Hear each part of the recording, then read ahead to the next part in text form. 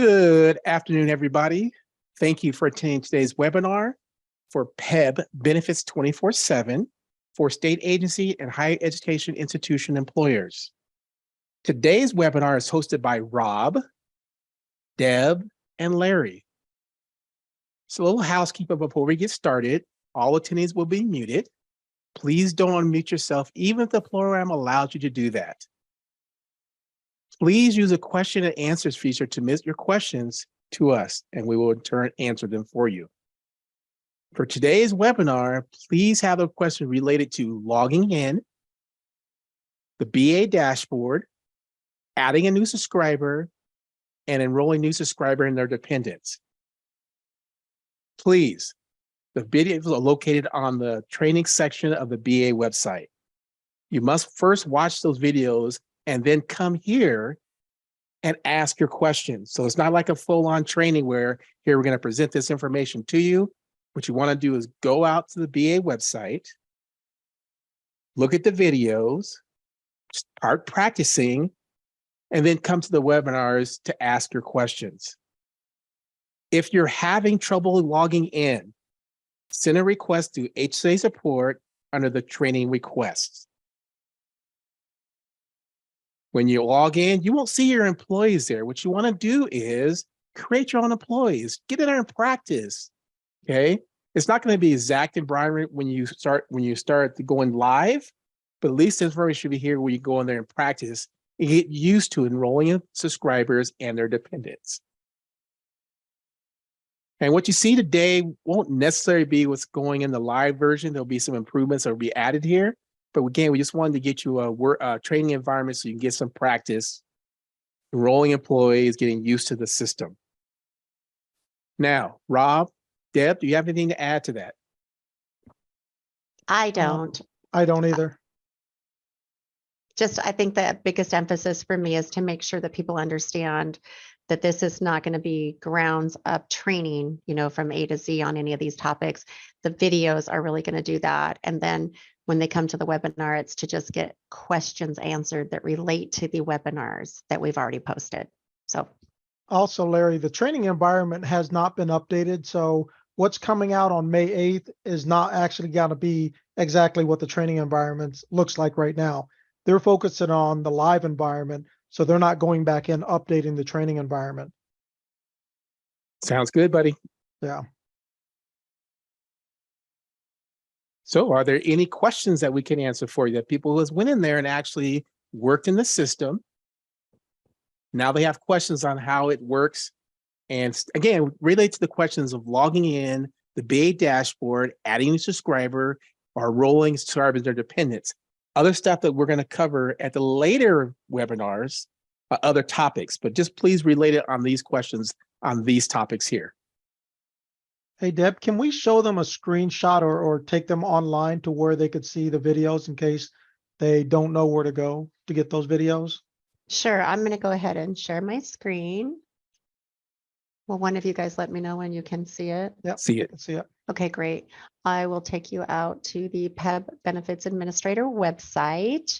And when you come down the page, it's going to be under the training resources. Okay, so then from the training resources page, it's going to be down here under the training materials and recordings.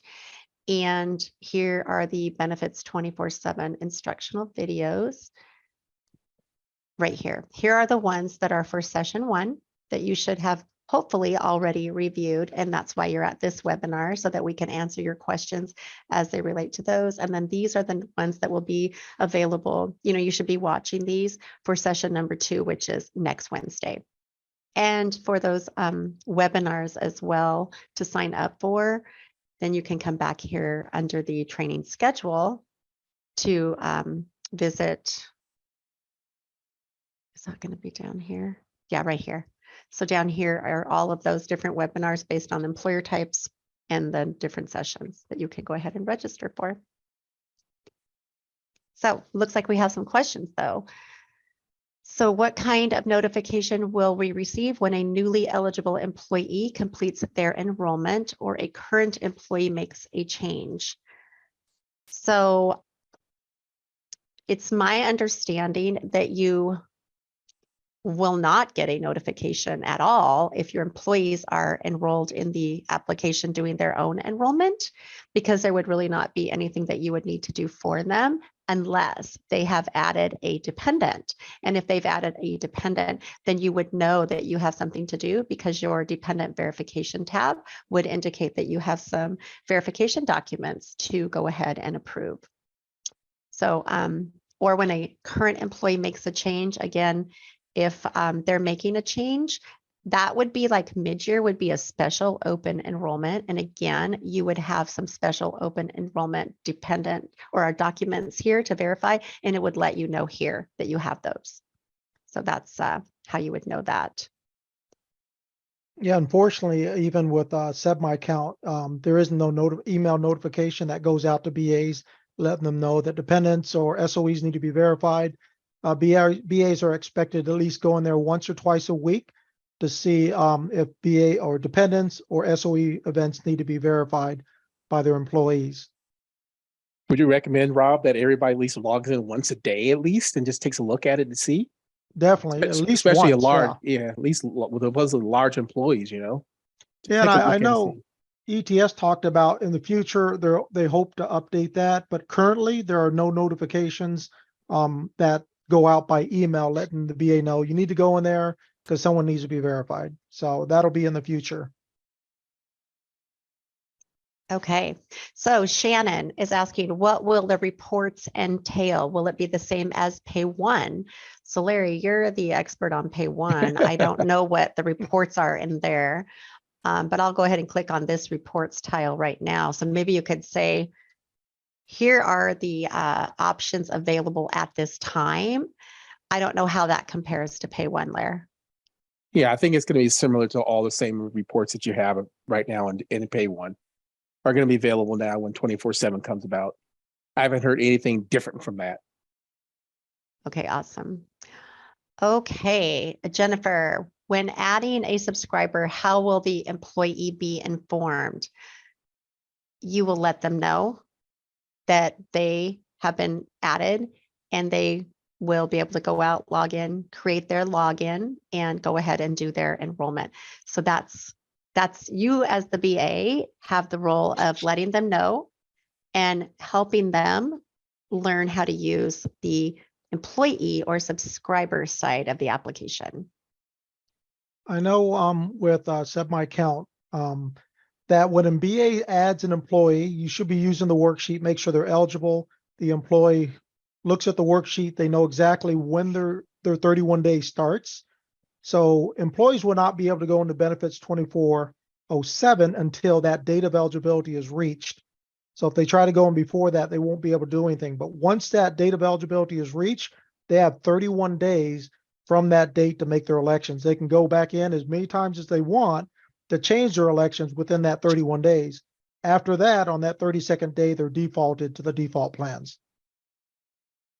And remember too that they will be able to log into benefits 24/7 once they've been set up.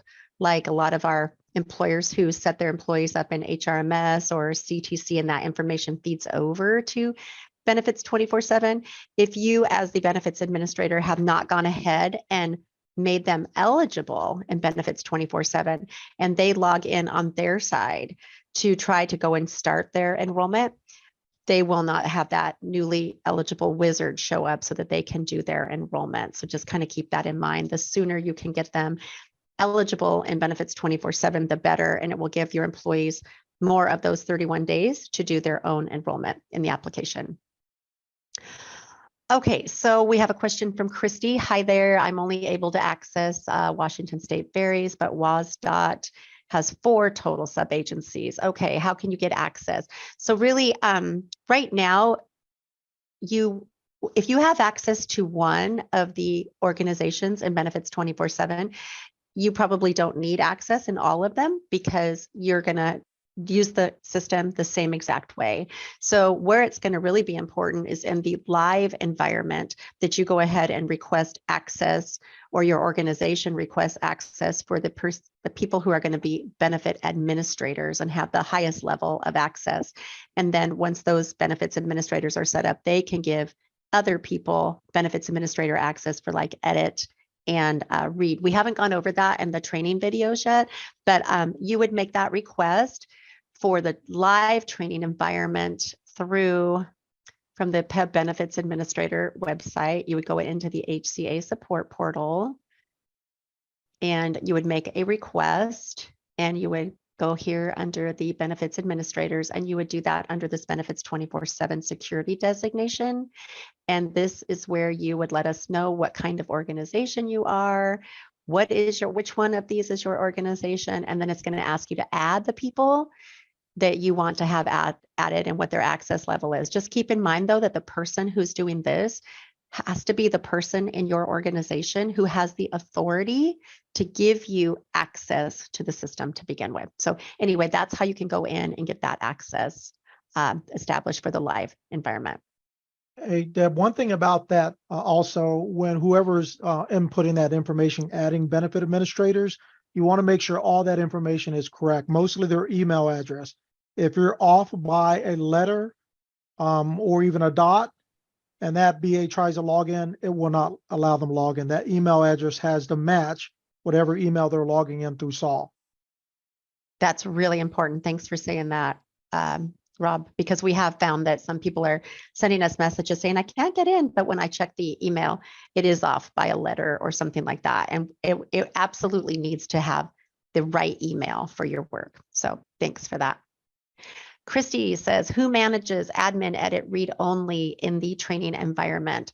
So right now, we are doing that for you. HCA is like getting people in for you for the training environment. Because if you're like an employee for your organization who we've already given that admin, you can go in and assign other people. You just can't give them admin. You'd be able to give them edit and read only. If you want the people who are in there playing around in training environment and testing it and trying to figure out the application, if you want them to be able to do everything, we can go ahead and give them access to admin, and that would allow them to do that. Again, we have not covered that in the video coming up, but that will be coming up soon to show you how to do that. So in the meantime, go ahead and send that through the HCA support portal and we'll take care of those for you. Okay, so Shannon, is dependent verification, if it's denied, does the employee receive notification? No, they do not. It's very similar to the way that Pay One works right now, or the process, right? Whatever the process is, that you are responsible for reaching out to your employees, letting them know what it is that you need in order to make that dependent verification valid. That would be something really nice for us to be able to have in the future, but we do not have an email notification for employees. You know, because this was a question I asked is because I thought that email notification would be really great, but employees aren't going to go back in either. I would not think that they're going to go back into their benefits 24/7 login and be checking this, right, to see if you've notified them or if they got a denial. That's probably not to be expected that they would do. So you would just need to keep reaching out to them like you do now. Shannon also says, do pending special open enrollments with dependent verification show up on the SOE tab or the dependent verification tab, or both? So again, we are covering those in other videos, but they would show up on their own tiles. The special open enrollment has one that you would be verifying, and the dependent would have one as well if they are adding a dependent. Yeah, on that too, Deb, if it's just a regular SOE that didn't involve adding a dependent, then they would Right. just go the dependent verification. But if they're also adding a dependent, then you would have to verify both tiles. Right, right. I have to get back into the system really fast. Just give me 1 second. It keeps popping out.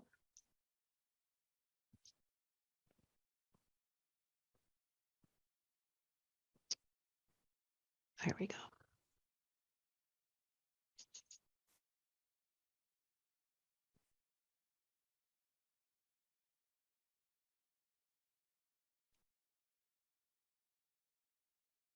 Okay, so sorry about that. Whitney, will there be an email notifying payroll that a dependent verification document is out there for review, or do you have to manually check? Yes. No email notification to the benefits administrators.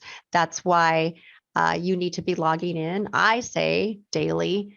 That'll be up to you, but yes, because this is how you'll know. This number right here, right on the dependent verification tile, it's going to tell you how many are hanging out there, and the same with the special enrollment or open enrollment events that are out there. So that's how you're going to know about that. Let's see, what's the next question? Melody, for large agencies, what information or tools will allow us to manage this? We have a team of 7 to 14 VAs who are responsible for different areas of the agency. I'm assuming your question relates to the dependent verification or the SOE verifications. So there are different agency and sub-agency codes for each of the different employer, like they're broken down in different sections. So we would just need to know which VAs need access to which agency, sub-agency for your organization. Larry, can you explain that any better? I feel like I just simplified that maybe too much. Well, the thing is that I'm not sure exactly what her question is, but if they need access to different ones, whoever's the admin for that agency or sub-agency, they would just assign those BAs to that sub-agency. So to the sub-agency? We're talking about the live environment. Mm-hmm. So we need to get those admins for each sub-agency. Once those admins are there, they can assign BAs with read-only or what's the other one? Edit access to those sub-agencies. So we just got to get the admins in. We're talking about the live environment. Okay, so this is another question. We do payroll for 44 agencies. Will they need to switch the organization to see if they have any DV or SOEs for each organization? Unfortunately, yes. There's not this one central location on those, right? That's what I'm thinking. But the other thing is, like, it goes back to the employee level. Like, if there are specific BAs who do certain agencies, then you could attach those BAs to those agencies. But if they all check all of the 44 agencies, you would have to have them assigned to all of them. It sounds like it would be work up front, but once they're set up, then they're good to go. Okay, so Beverly, once we activate an employee as eligible for benefits, will MetLife immediately be notified so that the employee will be able to click on the link within their enrollment in Benefits 24/7 and be able to enroll in MetLife insurance?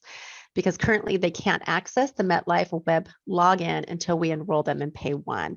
And is it on or after their effective date of coverage? Lair, anything to share on that one? Rob, I think it's exactly the same. I don't think it's any different than it is today, because it goes right into, to Pay 1, and then Pay 1 notifies MetLife based on those dates there. So I don't think it's any different than today. Yeah. So let me ask you guys a question for clarification, because I'm not up to snuff on this, and that might be helpful to some people out there too. So like when an employee goes through and when they're set up for eligibility, and the next night or something, that's when MetLife would know that they're out there. And then the employee could actually, if they went in the next day and went through that newly eligible wizard and clicked on that link to MetLife, they would be able to go ahead and do some kind of enrollment for supplemental benefits. Well, the thing is that MetLife, it takes us about a week to get the information to them. And so they won't be able to log into MetLife's website until we send that feed over to them. And that will be the same timing? Yeah, same time it is right now. Whatever it is now is the same thing. It's no more direct contact and instant access with that either. It's whatever it takes today is what's going to take when we introduce benefits 24/7. Perfect. Okay, Jennifer is asking, will the paper reports stop being sent once Benefits 24/7 goes live? I don't know what paper report she is referencing. Larry, I'm sure that you probably have some kind of idea. What's the reports that are in there? Okay. Are they going to stop? We don't know that. That's something we'll have to ask. Rob, is it different from, with the SEB account when they have reports, they're all in? Yeah, there's a lot of reports, and I know on the list here, there's like only 7, but I'm sure the live event's going to have a lot more than 7 reports for them to choose from.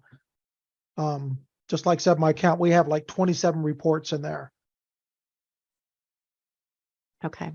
So I would kind of stay tuned to that to see what the live Mhm. environment is going to have, and then let's address that once that live event comes about.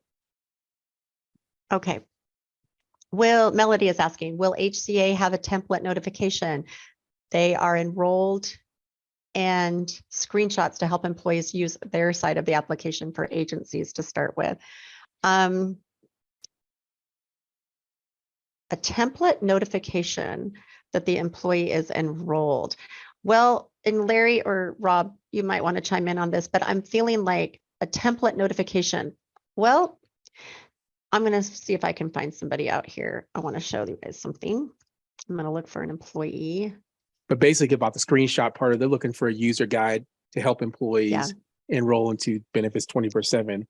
And Rob, they have been, I would absolutely imagine they have a user guide for employees. Do they have one for the SEB account?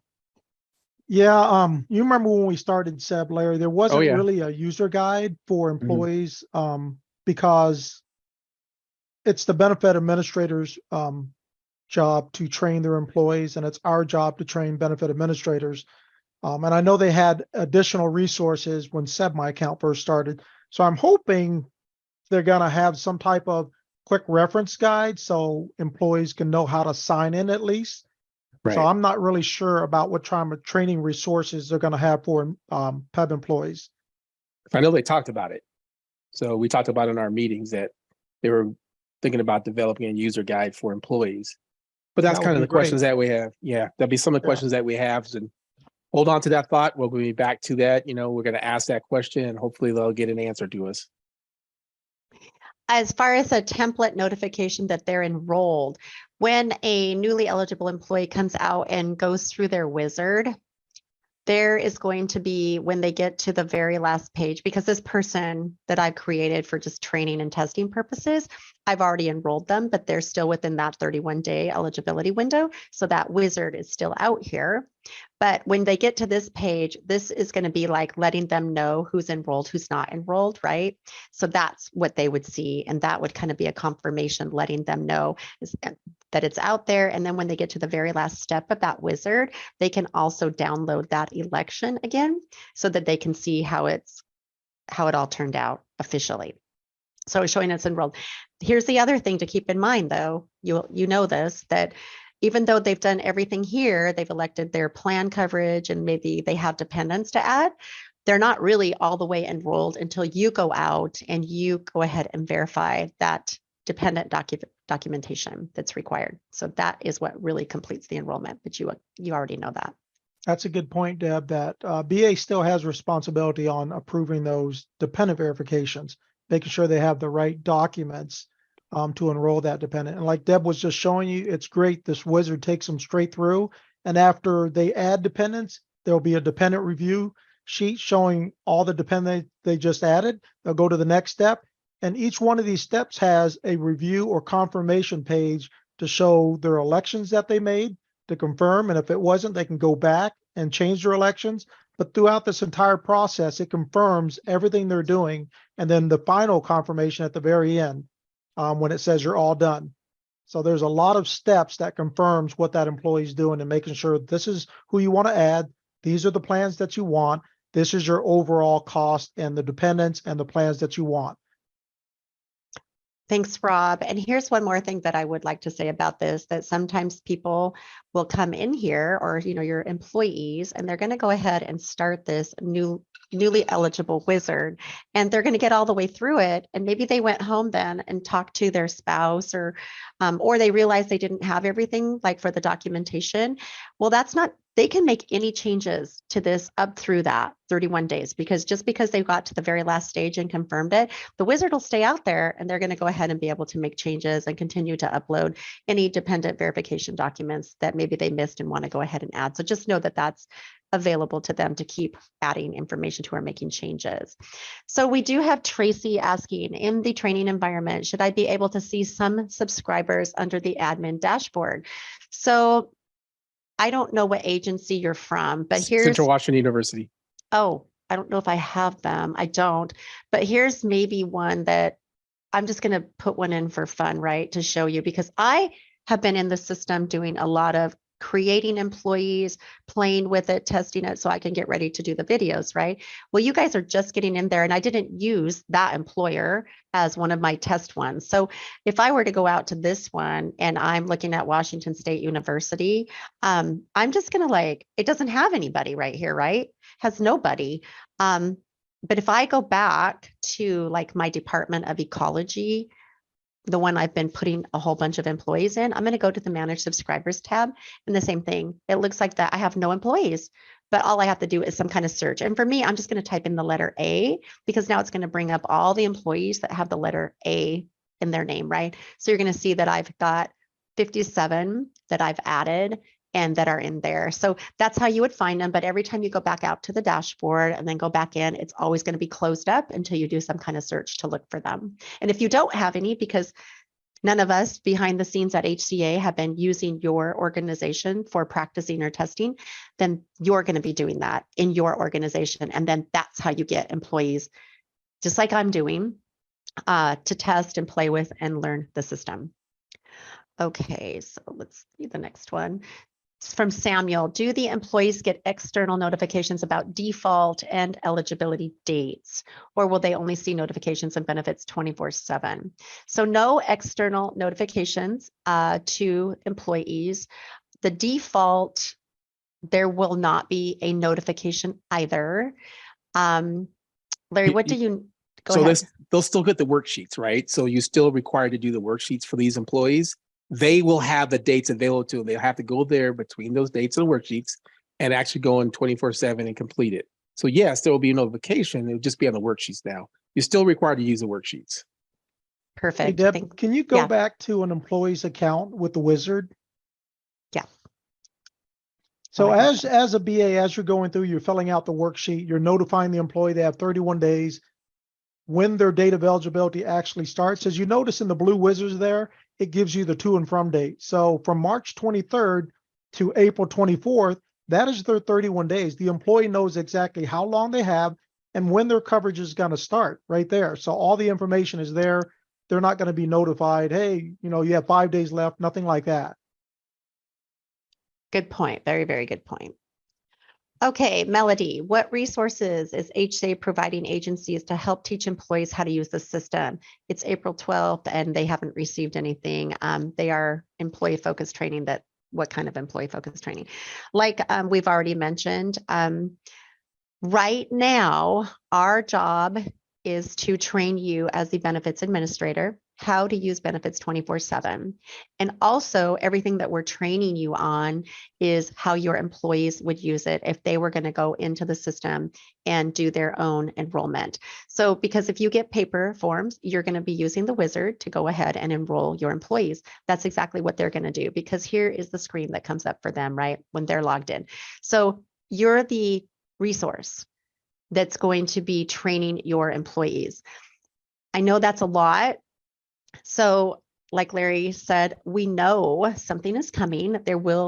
We can't tell you exactly what, and we can't tell you when, but we do know that there's going to be some kinds of resources. But the bigger message, I guess, is that the benefits administrators are going to be the ones to train your employees.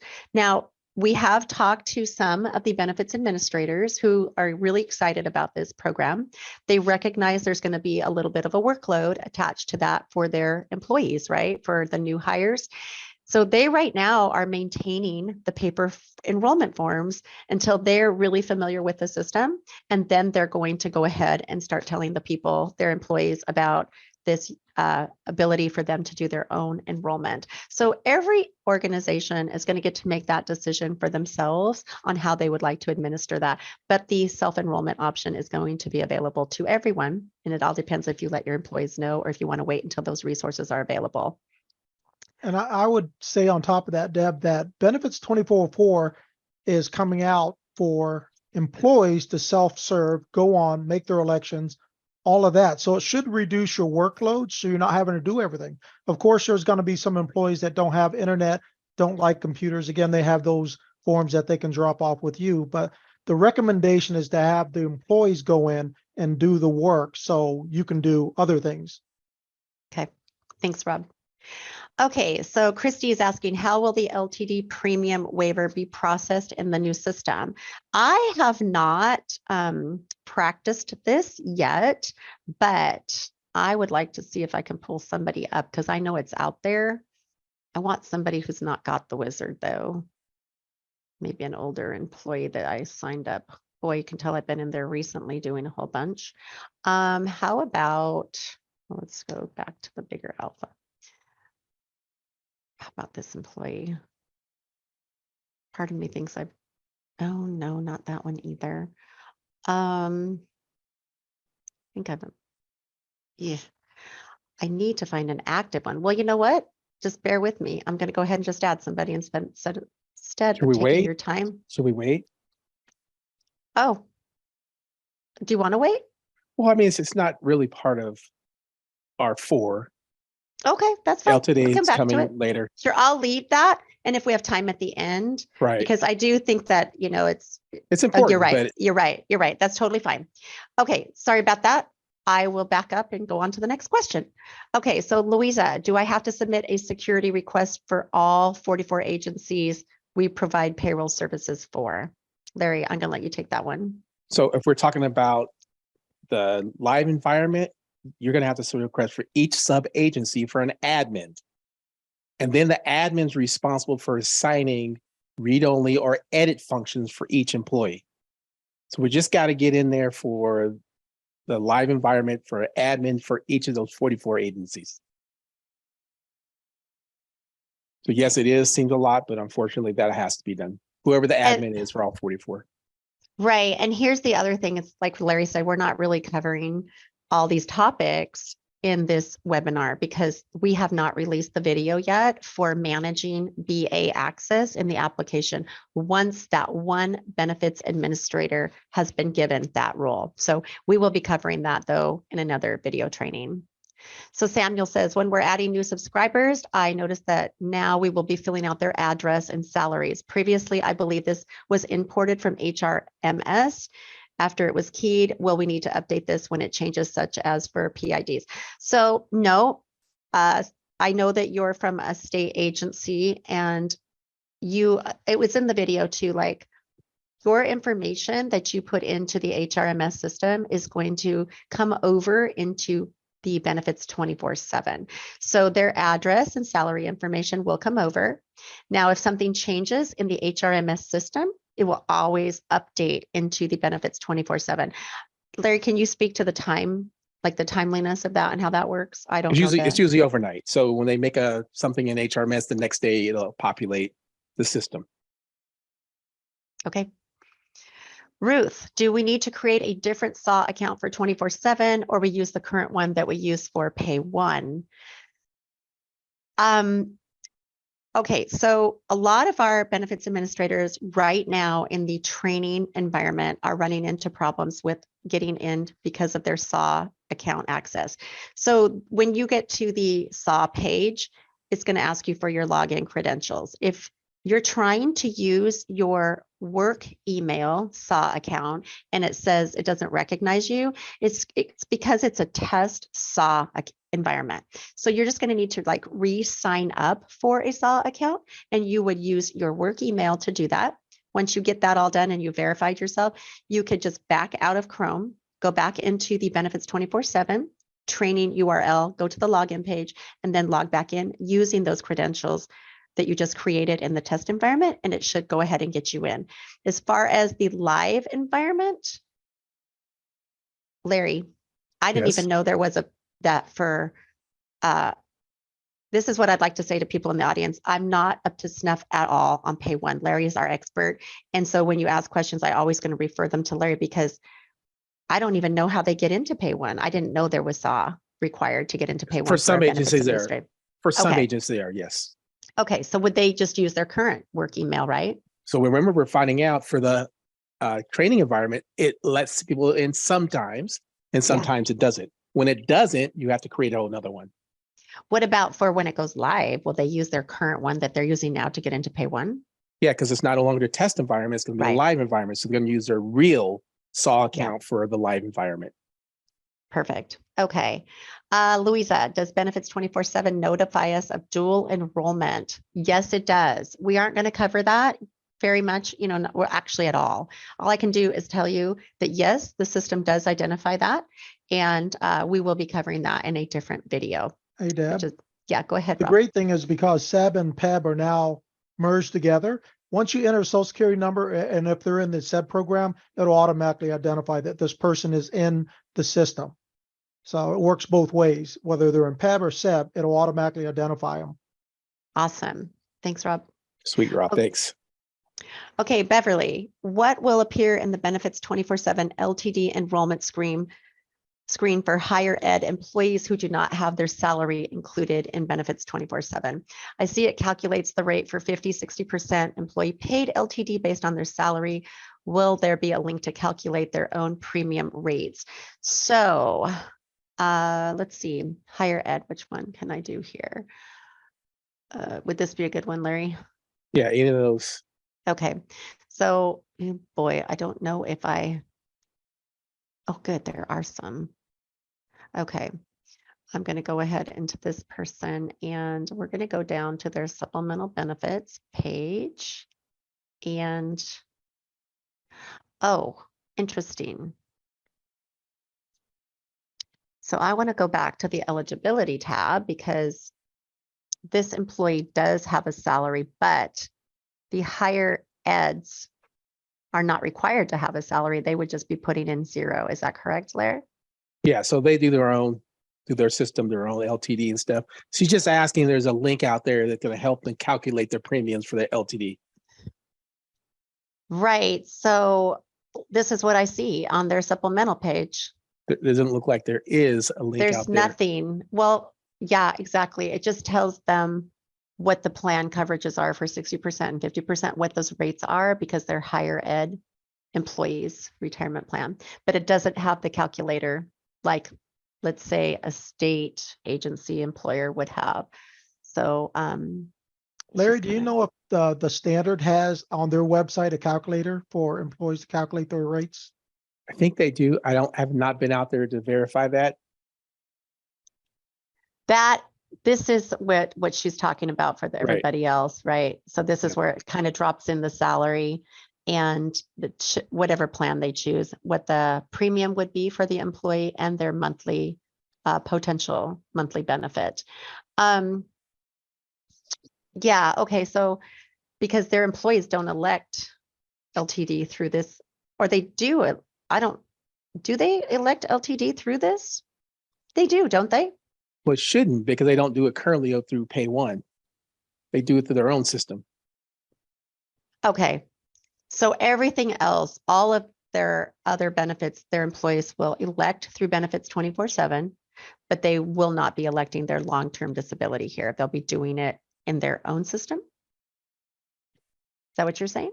I am assuming that. Okay. Yeah, I'm not 100%. I'm not really confident on that. So that might be one we have to look into and maybe talk about later and get back to them. Yep. Okay. Melody, we have 6,000 employees in our personnel area for Department of Transportation. All 7 to 14 BAs manage different areas. We use organization codes to differentiate. Benefits 24/7 doesn't include org code or an internal way to separate work. This was brought to the project team earlier, and my screen just kind of went away just a second. Yeah, I think that it's the same thing. Have them discuss it offline with the modernization program. We I feel can't like, answer that. right, that's too much, yeah, for us to know. Oh my goodness, my screen just keeps going away. Just one second. Okay. Demry, what about the EOS reports? What Same are type of those, thing. Larry? There are going to be plenty of reports. They're going to be available in 24/7. Like Rob said, there's like 20 some available now. There will be the same reports available for them. Okay. Shannon, how long does Benefits 24/7 employee elections take to feed over to HRMS? And also, do the employees need to be keyed into HRMS before we can key their eligibility in 24/7? So I know I can answer that second part, that yes, they have to first be in HRMS Overnight. in order for you to, okay, overnight, The first one. to put their eligibility in and get them set up with eligibility. So, okay. Let's see, Tracy, in reference to life insurance. So are you saying we should direct our new employees to complete their enrollment and then go in a second time to complete their life insurance enrollment later? We currently use paper MetLife enrollment forms to avoid the delay issue. Handled the same way you're using it right now. So that's not changing. Also, Tracy, will new employees need to log in through a SAW account to get to benefits 24/7? Because she's saying that benefit staff have had a challenging time getting logged in. Yes, they will. They will be required to do that, and they will always want to use their personal email address to do so when they're setting up their account. So if they use it using their or set it up with their work email and say they leave your agency and go to another PEBB covered employer, then their email address would no longer be valid. So they need to use it with their personal. And you as benefits administrators will also be using benefits 24/7 as an employee when you're making any benefit elections, like through open enrollment, or if you have a special open enrollment. So just keep in mind that when you're logging in as an employee, you also need to have a SAW account that's attached to your personal email, depending on what you're trying to do in the system. That's a Yeah, good so- point. Go ahead, That sorry. BAs will have two accounts, one with the work email that takes them to their benefit admin access, and then a personal account that takes them to their personal benefits 24/4 access with their personal email. So that's a good point. Yeah, Deb, so that falls back with the central people. I'm going to help Melody later, but they have to log in and they have to go through the test environment. Remember, some people work, some people don't. If it's not working, they got to create another account and SAW for the test environment in order to log in now. Right. Okay, Beverly, will there be a message for employees saying that they may be unable to log into MetLife when they first go through the enrollment process in benefits 24/7? Will they be able to return to 24/7 to make additional enrollments in life or LTD after completing their health and dental? So the first thing is, I don't know if She's there's higher a ed. message. She's Oh, higher ed. okay. So the MetLife, there's no unable to log in type thing in the So- MetLife. Do you want to check and see for your higher ed? Is there an option to? I don't think there's an option to enroll in life and LTD. The life goes straight. It's handled exactly the same as it is right now. However, it's handled now through Skagit is handled the same way. So it's not going to be So- an additional way to enroll in life and LTD because you guys do your own through your own system.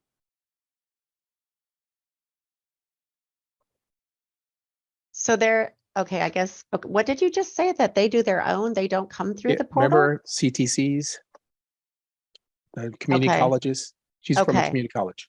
Oh, okay. Oh, I used the wrong one then. Okay. Yeah. All right. Did you want me to show anything on that? I don't see South Community Sound.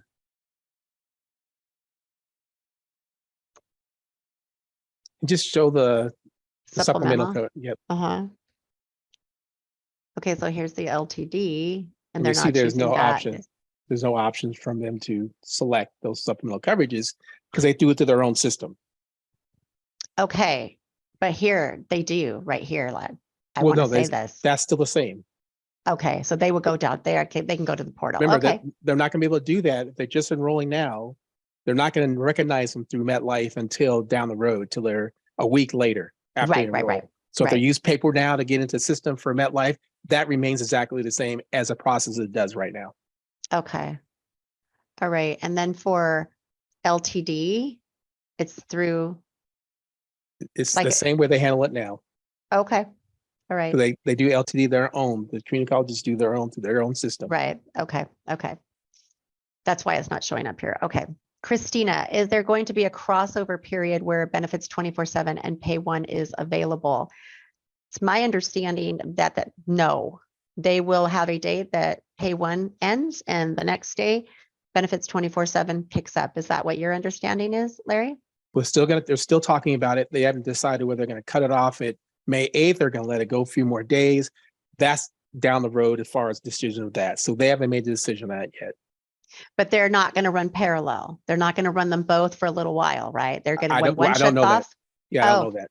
I Okay. heard no. earlier, Larry, that May 5th was the deadline for pay one to allow them to get everybody into benefits 24/7 for that Monday. Right, but I haven't heard though, for sure though.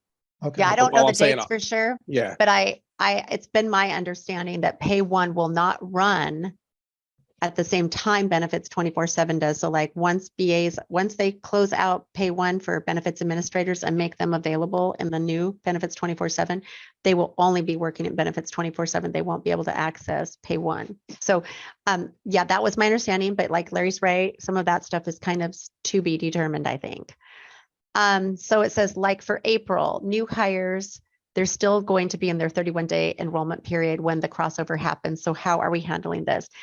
It's my understanding that the system will identify those people that still have part of that 31-day eligibility window to enroll, and it's going to come over and their wizard will reflect that. What did you guys understand? I haven't heard Um, anything different. Are they talking about new employees that are coming on right at that May 8th time period? No, Yes, like they, yes.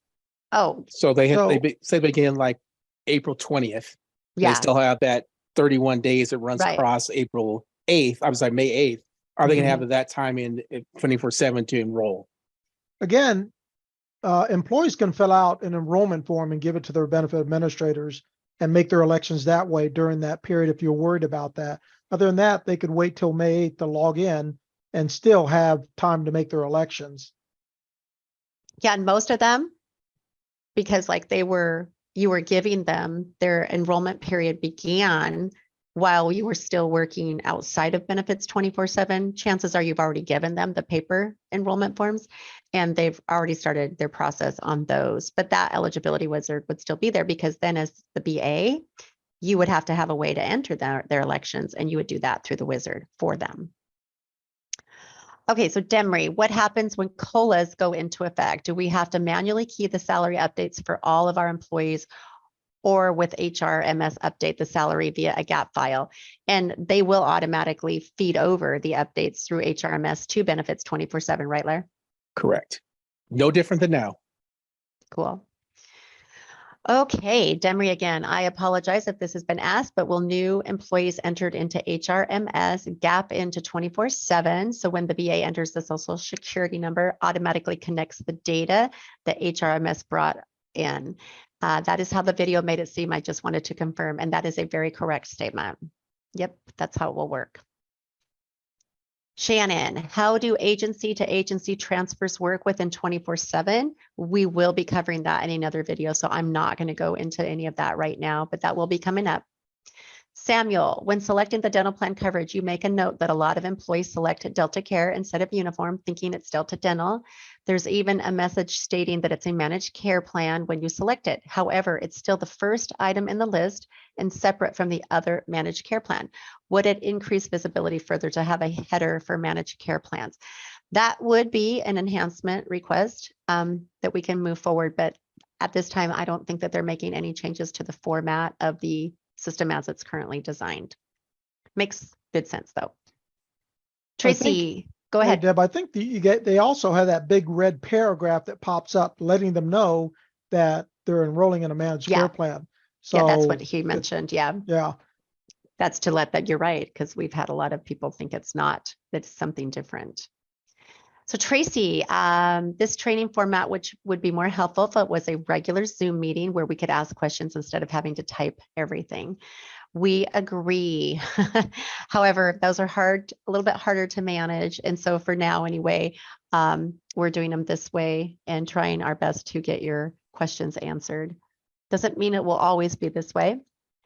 Demry, it looked like under SOE, you could only remove someone due to death or divorce. What about when someone's dependent gets a job and changes insurance? How is that done? Not covering it.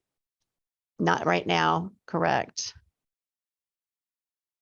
Demry, for those that are returning seasonal, will the effective date automatically populate with the first of that month as opposed to the following month? Yes. Yes, and again, we have some videos that are already, I think, out there for returning eligibility. You'll see that. Shannon, please clarify who is responsible to file forms. Will paper forms be filed at agencies and online enrollments be on file in 24/7. Lara, I don't know if I understand this. I don't either, really. I mean, permanent terms paper forms, you do the same way you do it currently right now. If somebody goes online enrollment, that'll just be in 24/7 in history. And Right. if they're talking about employee enrollment forms, if you're doing something for the employee, you definitely want to file that in their personnel file. That way they said, hey, I didn't pick that plan. You have something to go back to. I think that's what they're talking about. Right. As far as the online enrollments, Lara said it great that there is, when I did the benefits overview or the applications overview from here, there is this subscriber enrollment history tile. And there, if I pull somebody up just to like search, well, I don't even need to hit the search button. It automatically knows. Right now, our training environment has these lovely little whirly things here because it's thinking. And that I've seen it not thinking, which means it's pulling up the records. It's just on occasion. So we're hoping when it goes live that you'll be able to look at all of these things.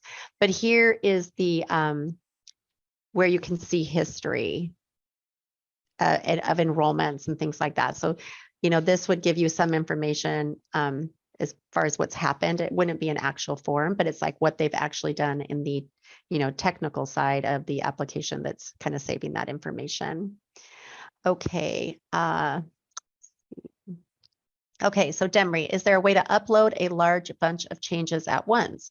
So if you have 200 salary updates, can you upload a file that has the social security number and new salary all at once, or do they have to be manually keyed? And do you State recognize, is that a state agency? Yeah. Okay, that You only do salary. That will feed from HRMS, correct?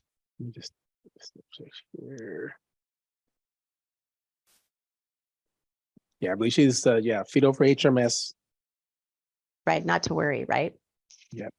Will the system allow tobacco and LTD updates at any time by the employee without an SOE? How would that be accomplished? So tobacco updates, yes. So let's just use an employee here. They're already enrolled and they could come down to their tile and they would go ahead and change their attestation here. We do have a video on that that's coming as well. So I won't go through all the details, but that is something that they can do. I will come up and do, just because it's an ecology, I'll do the state employee one here and I'm gonna just find an employee. Oh, I guess that one's, I need somebody who doesn't have an eligibility that they've already passed their time. Okay, so let's go to they would come in, the employee would, they could come here to their supplemental coverage tile and it's showing them right now, right, that they're in the 60% plan and they could go ahead and do the 50% or they could decline. And then the effective date that they want to do that and go ahead and submit the changes. So we will probably do a video on that too down the road, but that is possible and it's pretty simple to do. Whitney, when an employee is adding a newborn, they do not always add a social security number immediately. Sometimes that can take the full 60 days or more. Will the employee be able to enter a dummy social security number? Will there be a prompt for them to be able to do that as well in the live environment? So let me see, do I have any dependent? I know I had a whole bunch out here. So yeah, for this is a checkbox. There's a checkbox for a no social security number. So it's not like manually entering a social security number. You just check a box. There's no social security number. So when you get the social security number, you just go back in there and update it. That's it. Right. So like, where's the child? Can I pull it up? Yeah, so I did that a lot because I didn't want to key them in, but it's right here. And it will give you the option to say, I don't have it. And that will be when you're adding the dependent. And then when you go over to the dependent verification tile, and this is in another video, I think, but you might have a dependent and this one did have a social security number, but this system will automatically recognize that they did not. And it'll do very much what the Pay One system's doing. It'll automatically put that 999 number in there. And that'll be a clue to you that you still need to get that social security number from your employee. Okay, so payroll actually enters LTD in pay one. Okay, for employees. Fung Bo. Okay.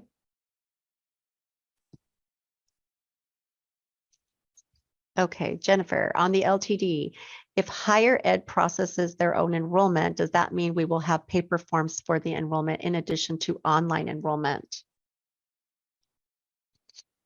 Larry? Hold on, I was looking for her name up in.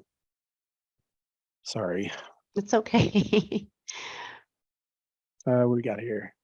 Higher ed processes their own enrollment. Does that mean we will, for LTD, that they will have to use paper forms for that in addition to online So remember, enrollment? online enrollment through Parent 24/7, they don't do.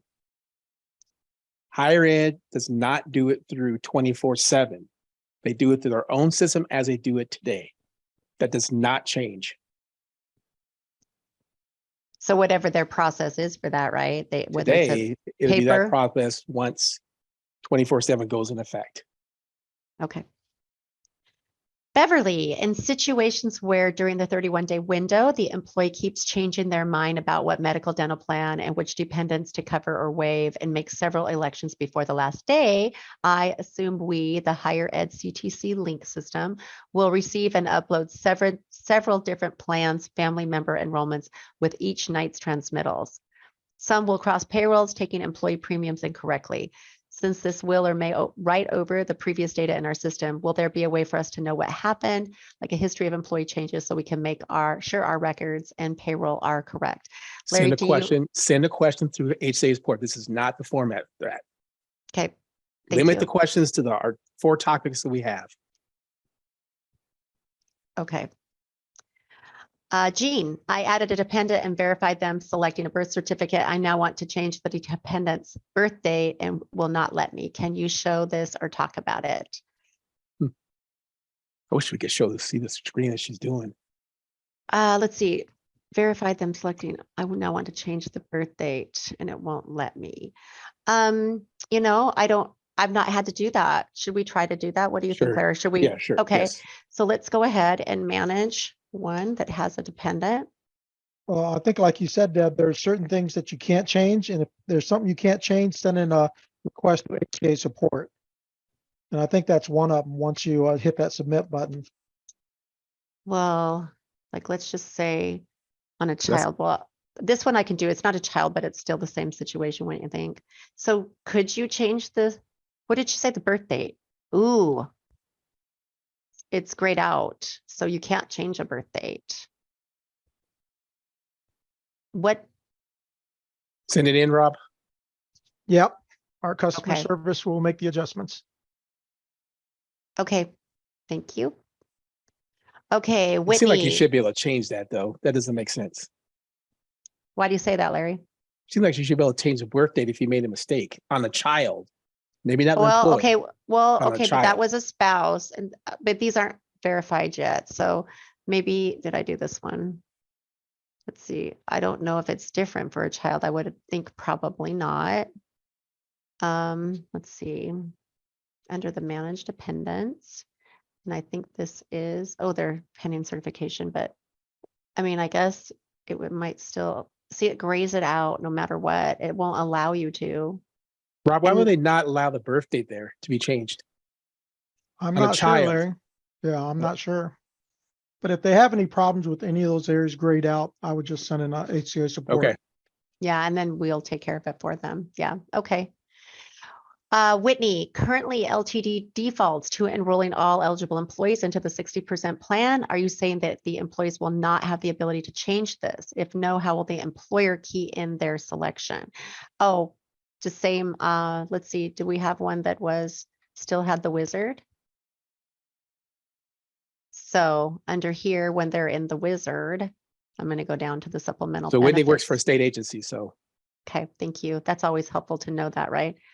Okay, so while they're still within that 31-day window, see, this is what happens. It will default them. So a brand new employee who's coming into the system, or whether you're doing it for them, and they have not already elected any of their benefit options, it will automatically put a blue here for a default, but you or the employee could choose the 50% or go ahead and decline it. And when you continue through the wizard, you're just going to come down to the page and you're going to continue and review and go to the next page. So it will default. Hey, Larry, Yeah, buddy. if they want to make their changes for supplemental LTD, they can do that anytime throughout the year. They can decrease, but if they increase, they need evidence of insurability, correct? You are correct. And it will give them a message letting them know that they have to do that. Okay, so Whitney, currently most state agencies key the LTD decline or 50% option into the A46 screen and pay 1. Right, but the wizard will manage this for you or your employee based on their election. Tracy, for higher ed, how do you know what our employees are enrolled in for LTD? Will we continue with paper LTD enrollment, also for life paper enrollment forms, ? And we already addressed that, right, Larry? Everything is exactly the same it is right now. It's not changing. Okay, thank you. Christy, our agency is going to be required to download PEBB enrollment forms to save them in personnel files. That feels like if people are doing paper enrollment, that is an agency's decision, correct, Larry? Well, I think what she's trying to say is if somebody makes elections in 24/7, is there a way to download their information for their personnel file? I think that's what she's trying to say. Okay. I would say, I don't think you see, the word is required. She's asking, are they required to download enrollment forms to save them in personnel files? Who makes that decision about required? Are they talking about a new employee that wants to submit an enrollment form?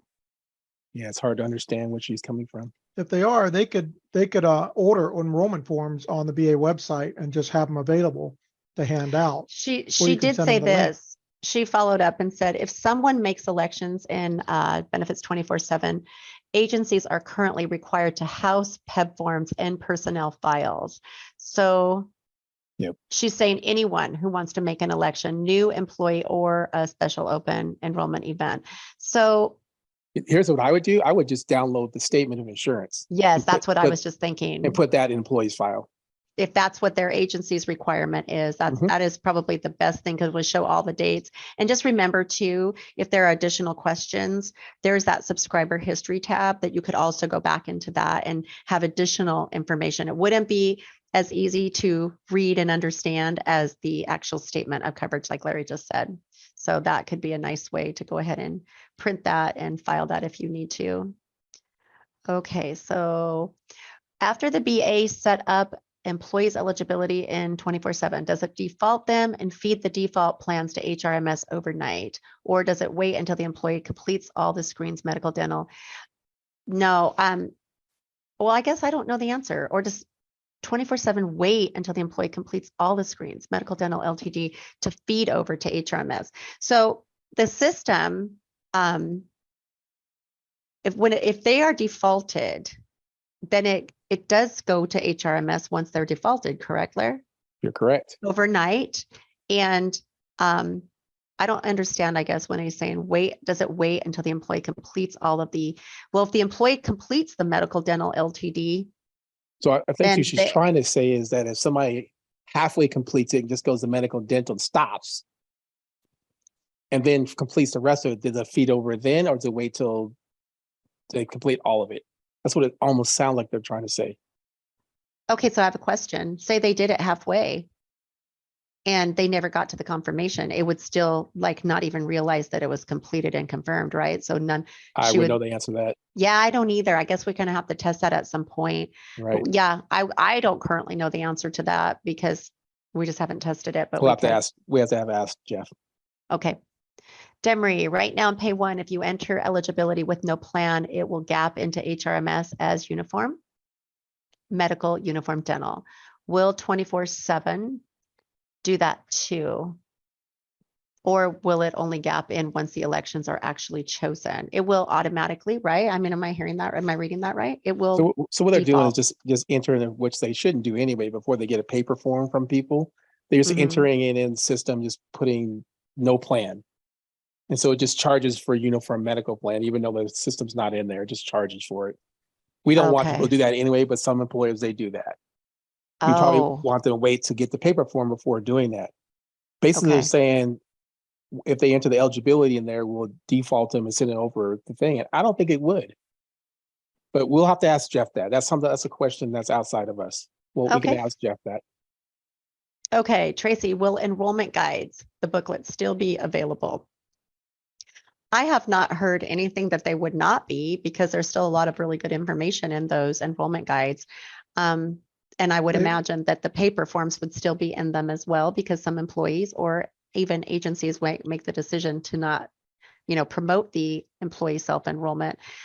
But there would have to be some updates to it for the how to use this benefits 24/7 and the links to it, I would think.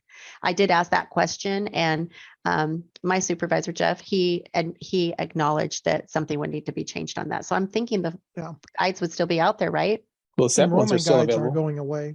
Yeah, several ones are still there, even though they have Yep. the system. Okay. Shannon, just to clarify, HCA does not require agencies to keep PEB forms and agency payroll files. HCA does not require it, right? It's an agency decision, Blair? Yeah, I don't know that HCA requires. Well, here's the deal, right? So when there's an appeal, we do require that form. So yeah, I would say yes, because if there is ever an appeal, that we need the forms available for them so we can look in there to see what the signature dates on things like that are. So I was thinking it would be yes, Okay. but the information Um, now will be in 24/7 where it wasn't before.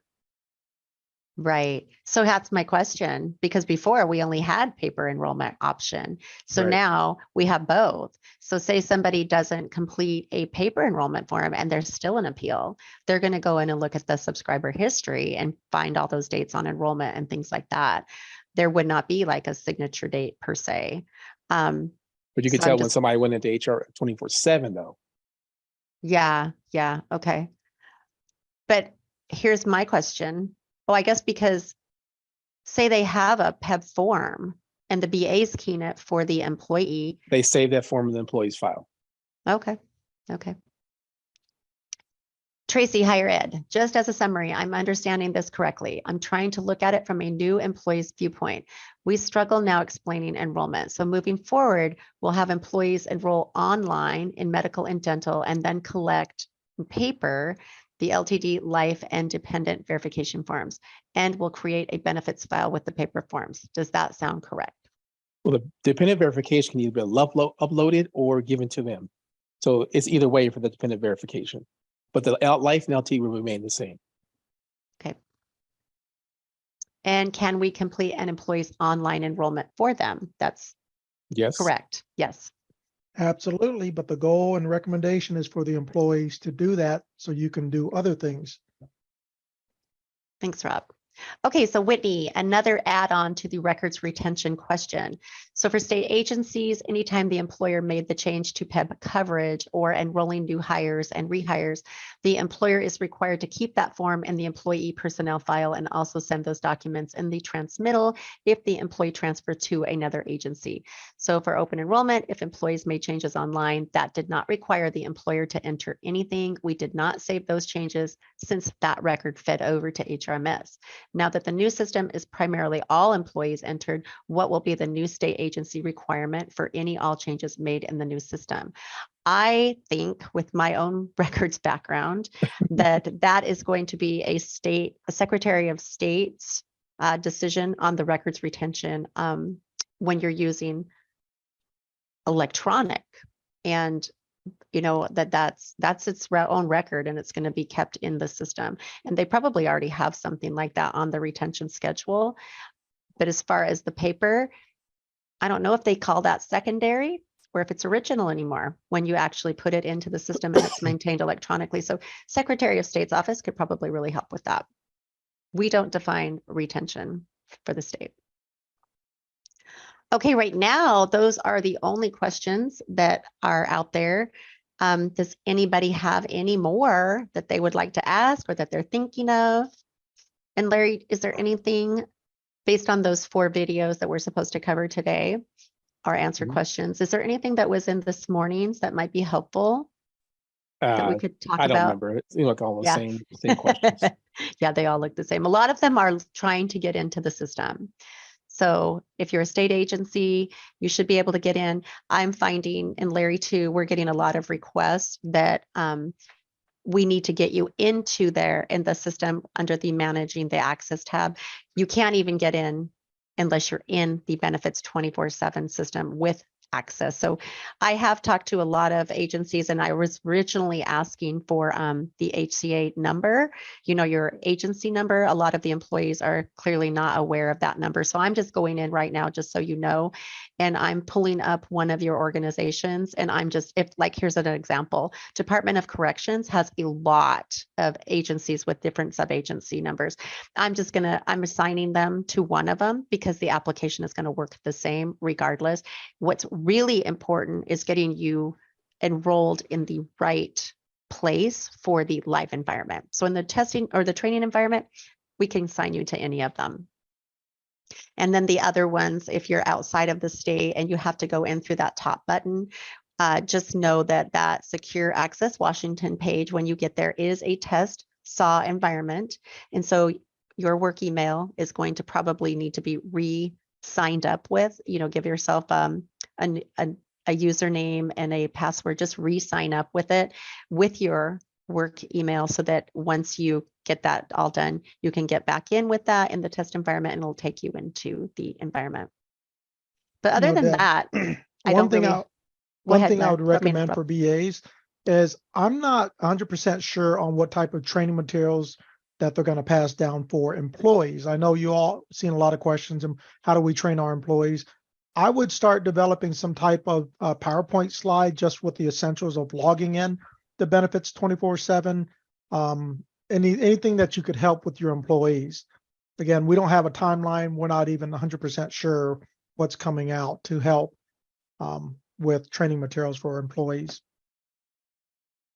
And as I've been trying to develop the videos, I'm trying to stop and take a little bit of time when a screen looks a little bit complicated or confusing, because benefits administrators, you guys really know what you're doing. You guys are great at this and it's kind of old hat for you. But when your employees start getting in there and enrolling as an employee under their own login, it's going to be a little bit more complicated for them because they don't do this every day. And benefits are not the easiest thing to always understand.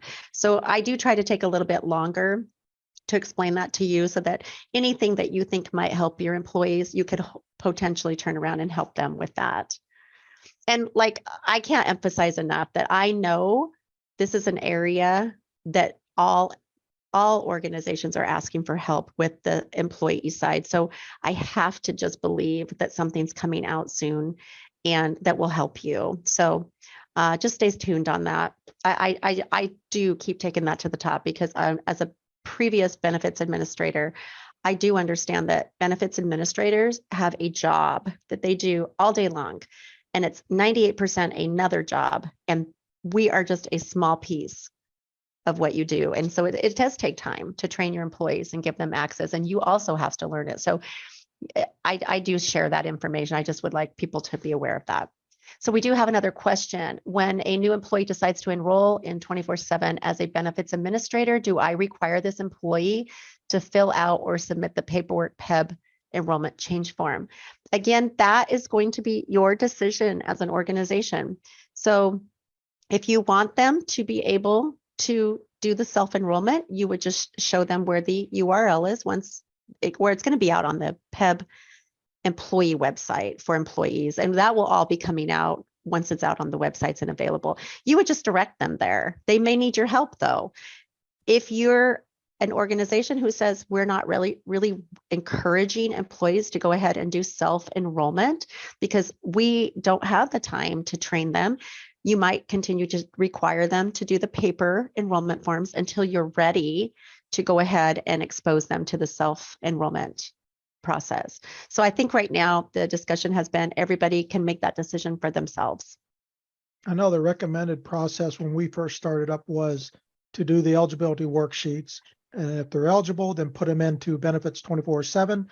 let them know when their 31 day starts, give them the link so they can go and create their SOL account, get in there and have that 31 day election period to make their elections. And if they absolutely can't get into benefits 24/7, that enrollment form is a backup for benefit administrators to do that for them. But the recommendation is for them to get in and into the system, get familiarized with it, and make their own elections. Thanks, Rob. It looks like that we're going to be able to give you some time back. Thank you, everybody, for attending. And it looks like there are some more videos that have been posted out on the, I'll take you out there really quick. I'm going to go out to the BA website. And the other videos, you probably already know where they're at, but I will take you where they are under the training resources page. Did I already do this with this webinar? You did, but go ahead. Oh, never mind. I already did it. Go ahead and do it again. I It's don't okay. need to do it again. You guys can. already know where it's at. I just forgot if I did it in this one or in the previous one You're today, and I almost there, though. apologize. You can go ahead Okay, and do it again. well, And I know, Larry and sorry. Deb, there's a new subject under the HCA support that they could actually write in and ask questions pertaining to benefits 24/7. So if they have other scenarios or questions that they have, they can also send those to HCA support. There's a new subject line on there. Yes, you're exactly right. And I think that that's in all of the videos too, where it's very clear. I say that one of your resources is to go ahead and create an HCA support ticket. And when you're in there, make sure that you select the benefits 24/7 inquiry type so that it will come to the right people much more quickly so we can get that answered. So yeah, so here's the second session of the things that we'll be covering next week. And just remember that, you know, the videos are your training resource. The webinars are really just to answer questions as they relate to each of the videos for each session. So, and you know, when you come next week, if you haven't had a chance to look at these and you do them all, you will continue to answer questions for session 1, 2. It's just that we won't be answering questions, or try not to get off track on the videos that we still have not posted yet. And just as a reminder, the authorization security designee, if you know that person within your agency, make sure that they go on to HCA support and start adding those BAs that they want access in their role that they're going to play, either an admin, edit, or read-only rights, and submit that as soon as possible. I think, did I do this one in this? I'll do it again because I can't remember. This is what Rob's talking about right here. But I think I might have already did that. And I apologize. There's just so much we're doing if I already covered it. But yeah, this is where you would do those admin access for the live environment. Okay, I don't see any more questions. So it looks like we're going to be able to give you back some time. Thank you, everybody, for attending. And we just encourage you to get out into the application, play with it, get familiar with it. And if you run into any problems, go ahead and reach out to us. And have a great day. Thank you, everyone. Thank you.